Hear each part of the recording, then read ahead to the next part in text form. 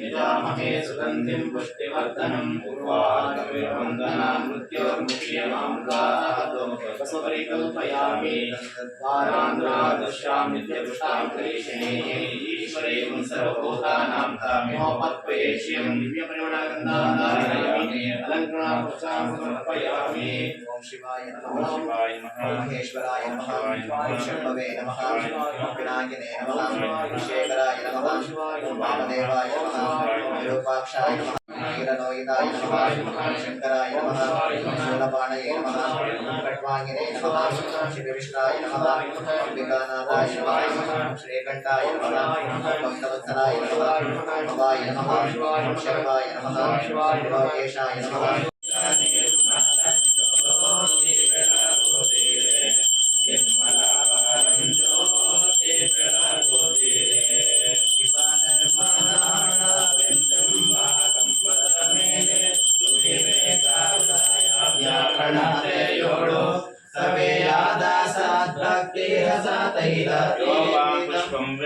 पुष्पवान् प्रजावान् देवं वेद यो आयतनं वेद आयतनवान् भवते मन्दारबिल्वाय चन्दनपारिजातै मुद्राळिरुन्नविलसद्दुरैः नानाविधोपकरणैरभिषिञ्चमानां पुष्पाञ्जलिं पुष्पते भवते अर्पयामि।